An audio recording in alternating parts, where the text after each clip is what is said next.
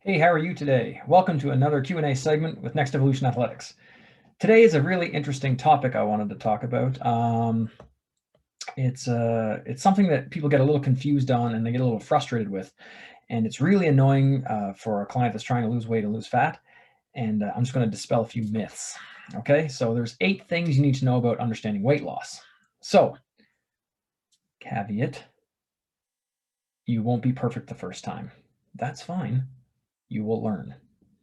Okay, so understand that, yes, there's a mathematical equation, and technically XYZ should equal this, but it's not always that simple.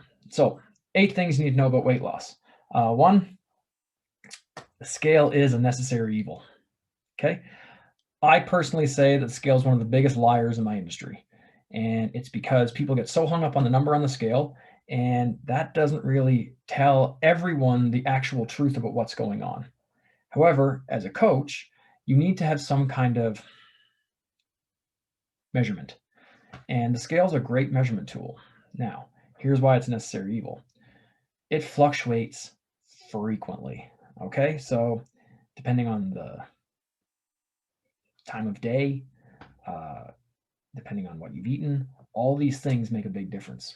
Okay, so generally what I tell people is that if you're going to weigh yourself on the scale, and I usually ask people to do that, you need to do it A, frequently and at the exact same time, and B, just don't worry about the number in the short term. Think about it in the long term. So what do I mean by that? On Monday, I get everyone to weigh in. And the weigh-in is either up or down or all over the place, doesn't really matter.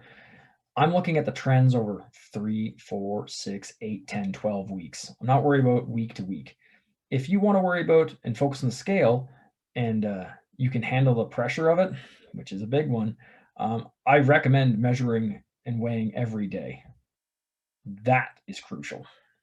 Okay, if you want to know how it fluctuates and how you handle it, and it will fluctuate quite a bit, weigh yourself at the exact same time every day, period. I recommend first thing in the morning, fasted. It's the best time to do it. Okay, and on Monday you could be, in my case, 203.8. On Tuesday you could be 202.4. On Wednesday you could be 204.6. On Thursday you could be 201.4. Like, it does this. I'm looking at the trends over weeks. So here to here, and it's going to do this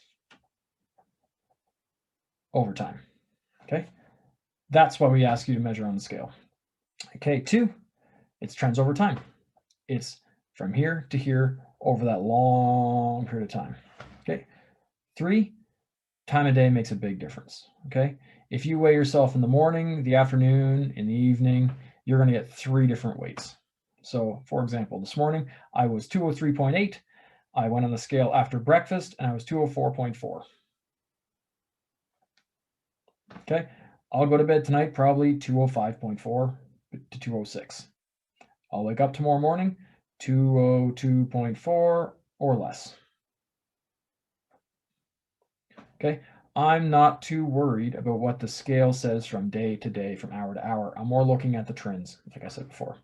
Number 4, the types of food you eat have a huge impact on what the scale says. So if you have a lot of processed foods, a lot of salty foods, a lot of sugary foods, they allow you to retain a lot more water. Okay, when you retain water, you hold on to weight. Real simple. Speaking of water, dehydration. If you're dehydrated, your body will hold on to water. It's really important to drink an adequate amount of water. I usually recommend, and this is low, half your body weight in ounces. That's a real simple, dirty way to do it. Half your body weight in ounces. It's really simple. I'll drink more than that, although I will say in the last couple of weeks, I've been neglecting it and my weight has done this because I'm holding on to water. Okay, it's just what it is. If you're a female, times of the months make a huge difference. So the 6th myth is that time of the month. Expect your weight to do this for about 8 to 10 days of the month and then drop down.